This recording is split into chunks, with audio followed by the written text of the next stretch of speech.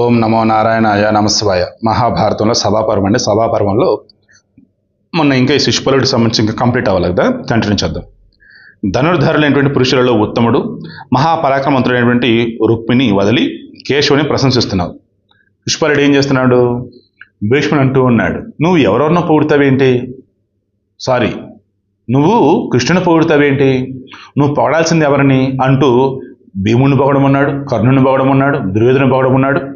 ఇప్పుడు రుక్మిణి వల్ల అన్న ఉన్నాడు, రుక్మిణి, అతను పొగడమంటున్నాడు. అలాగే మహాపరిక్రమశాలైనటువంటి భీష్ముకుని, రాజైనటువంటి దంతభక్తుని, భగదత్తుని, యోపకేతుని, జయత్సేనుని, మగధరాజు సహదేవుని, విరాటుని, ద్రౌపదుని, శకుని, బృహద్బలుని, అవంతి రాజులు, విందాను విందులను, పాండ్యరాజును, శ్వేతుని, ఉత్తరుని, మహాభాగుడు శంకుని, అభిమానవంతుడు వృషసేనుని, పరాక్రమశాలి ఏకలవ్యుని, మహారథుడు బలశాలైనటువంటి కళింగరాజును వదిలి కేశవుని ప్రశ్నిస్తున్నావేంటి? నీకు పొగడాలని ఉంటే భీష్మ, శల్యాదులైనటువంటి రాజులు ఉన్నారుగా, వారిని ఎందుకు స్థుతించవు? ధర్మవేత్తలు పూర్వం చెబుతూ ఉండగా నీవు వినలేదు? ఓహో, వినలేదు కాబోలు, నేనేం చేయగలనులే.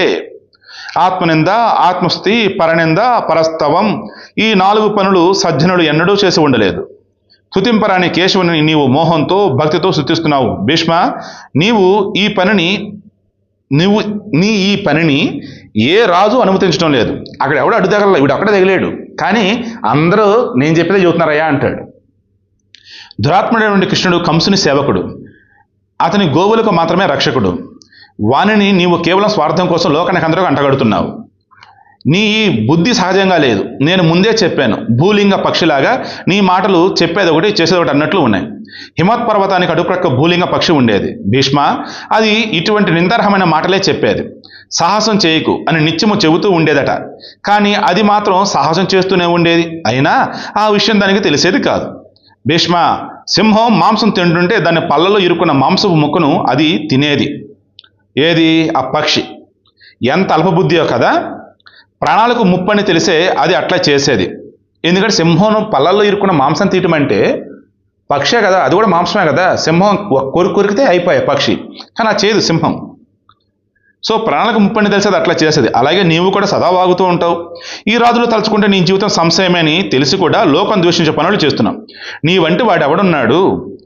ఇక శిశుపాలుని యొక్క పరుష వాక్యలు విన్నటువంటి భీష్ముడు శిశుపాలుడు వింటూ ఉండి ఇలా అన్నాడు, ఆహా, నేను ఈ రాజుల దయ వల్ల జీవిస్తున్నానట. ఏం మాటలు!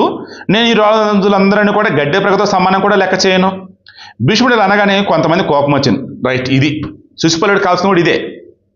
వేరే ఎవరినో కూడా తీసుకొచ్చి ఈయన ముందు పెట్టి ఈయనను తక్కువ చేశాడు. ఈయన వచ్చి ఆటోమేటిక్గా ఉంటాడు, ఏంట్రా వాళ్ళకన్నా ఏంటి తక్కువరా, అసలు లెక్క చేయండిరా అన్నాడు. ఆటోమేటిక్ అవసరం కోపం వచ్చింది కదా. అదే జరిగింది ఇక్కడ. భీష్ముడు అనేది కొంతమంది కోపం వచ్చింది, కొంతమంది సంతోషించారు, కొంతమంది అసహించుకున్నారు. భీష్ముడి మాటలు విని కొంతమంది ఇలా అన్నారు, ఈ వృద్ధ భీష్ముడు ఇలా గర్వంతో అనరాదు, ఇది క్షమార్హం కారాదు, ఇది క్షమార్హం కాదు.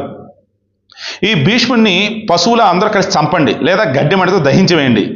రాజుల ఈ మాటలు విని కురుపితామహుడు బుద్ధిమంతుడైన భీష్ముడు ఆ రాజులతోనే ఇలా అన్నాడు, ప్రతి మాటకు సమాధానం చెప్పడం మొదలు పెడితే దీనికి అంతా నాకు కనపడదు. అందుచేత రాజులారా, నేను చెప్పేది వినండి.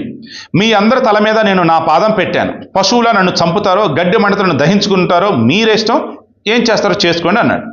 మేము పూజించిన కృష్ణుడు ఇక్కడే ఉన్నాడు. మీ బుద్ధి మరణానికి త్వరపడుతూ ఉంటే ఈ చక్ర గదాధరుడైనటువంటి కృష్ణుని యొక్క యుద్ధానికి ఇప్పుడే పిలవండి. ఈ కృష్ణుని యుద్ధానికి పిలవండి. మీరు యుద్ధంలో పడిపోయి ఆ కృష్ణుని దేహంలో ప్రవేశించండి. దెన్ భీష్ముడు మాత్రం నాకు తగ్గటంలో, ఒరే నాయన, మీరు పుట్టింది ఈయన శరీరం నుంచే, మీరు పోయాక మళ్ళీ ఆయన శరీరంలోకి పోవాలరా బాబు, ఆయన పరమాత్మ బాబు అని చెప్తూనే ఉన్నాడు. వాట్ నెక్స్ట్ రేపు డిస్కస్ చేద్దాం.